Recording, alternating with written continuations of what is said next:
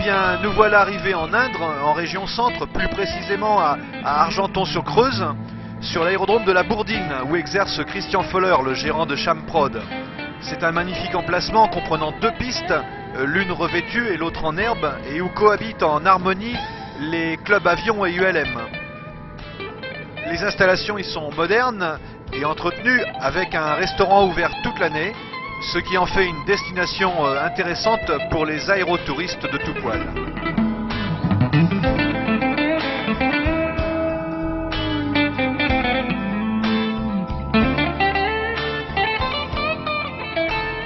Bonjour, je me présente Christian Foller, je suis instructeur à Argenton-sur-Creuse et revendeur importateur du Challenger 2, machine ULM basique que vous voyez derrière moi.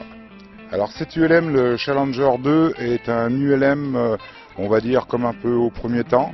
C'est un ULM ultra léger qui pèse, le modèle qui est derrière moi est à 220 kg avec le parachute que vous pouvez voir au-dessus. Donc 220 kg au total pour celui-là, et un Challenger sans parachute avec un équipement ordinaire pèse environ 180-190 kg. Nous avons comme matériaux employés de l'aluminium aéronautique Army Navy, la visserie est d'une visserie Army Navy aussi, et l'entoilage, quant à lui, c'est du Superfly, du STIT comme disent les Américains. Donc c'est un entoilage qu'on fait soi-même, hein. Ce sont des machines qui sont vendues en kit. Alors cet appareil est donc un Challenger 2 pour biplace, et c'est le modèle Clipped Wing. Clipped Wing, ce qui veut dire aile courte, aile coupée. Donc son envergure est de 7,90 m pour une corde d'aile d'1,70 m. L'excellent teinté au choix, cône en fibre. Alors cet appareil est équipé d'un moteur Hertz 3202 à refroidissement par air.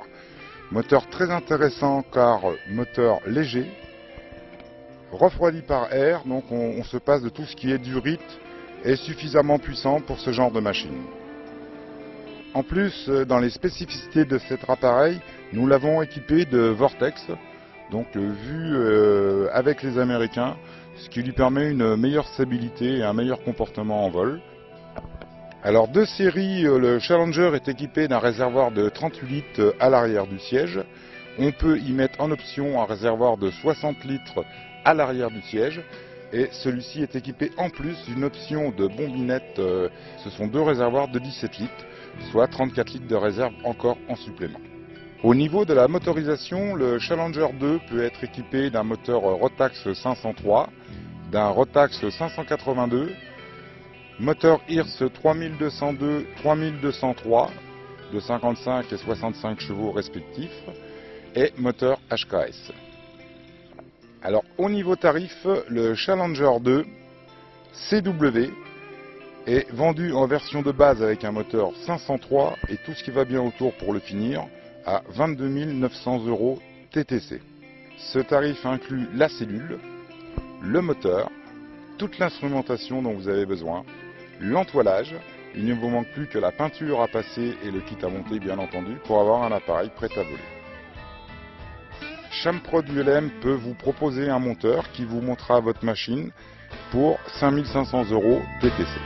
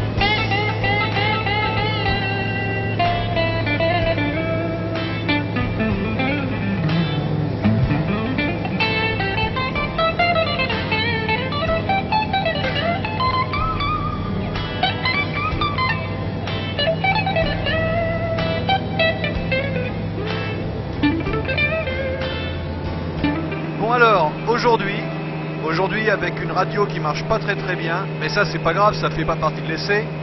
Aujourd'hui je teste pour Ulmag un appareil tout à fait étonnant, un peu décalé. C'est le Challenger de chez Quad City. C'est une société américaine qui est implantée dans l'Illinois, à Moline pour être très exact. Il fabrique cette petite machine biplace en tandem, d'ailleurs qui fabrique aussi des monoplaces. Cette petite machine a un avantage, a deux avantages absolument indéniables dans le monde de l'ULM.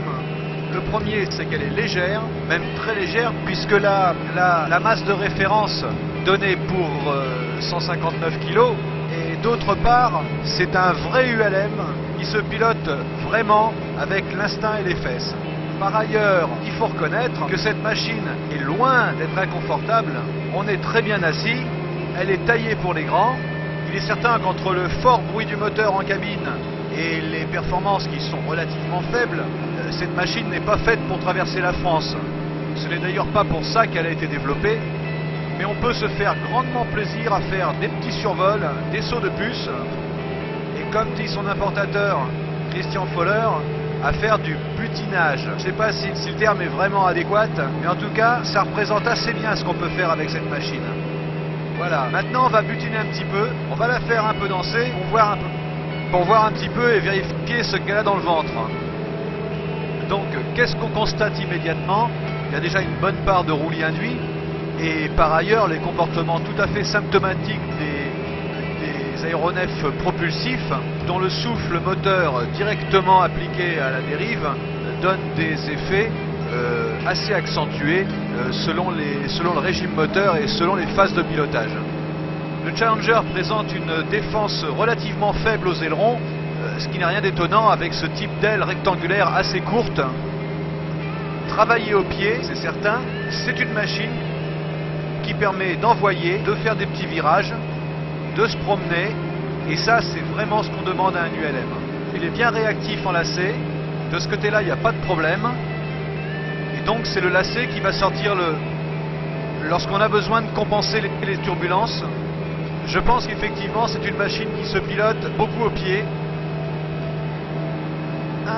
Un des points forts du Challenger, c'est la visibilité, avec une cabine entièrement vitrée, des montants très minces, un carénage étroit et un avant plongeant. On profite à 100% du paysage.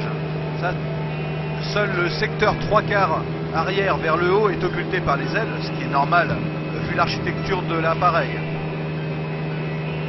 Le Challenger Clipped Wing exige de tenir un régime moteur élevé sous peine de voir l'incidence augmenter de façon grotesque.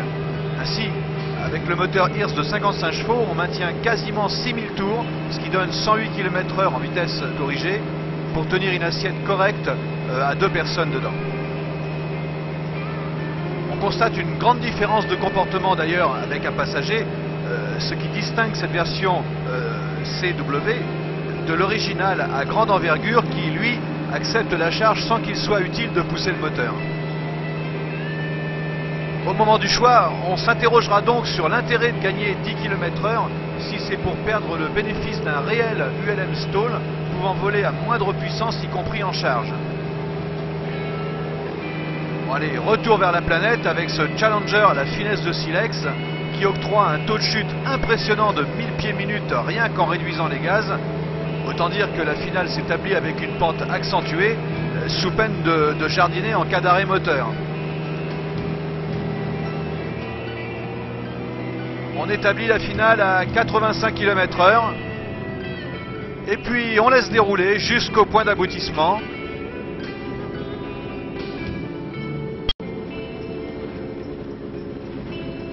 Et là, hop là, l'arrondi à 55-60 km/h, l'appareil est posé. Aucune difficulté, le Challenger n'usurpe pas sa qualité d'ULM facile à mettre entre toutes les mains. Mon seul regret est de ne pas pouvoir profiter d'un atterrissage à 40 km/h comme le revendique le constructeur avec la version à grande envergure. Champrod ULM est installé à Argenton-sur-Creuse sur le terrain de la Bourdine. Toute l'équipe serait heureuse de vous y retrouver pour un essai.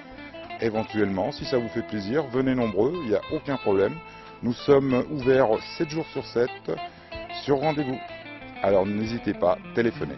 Merci, au revoir et bonne soirée.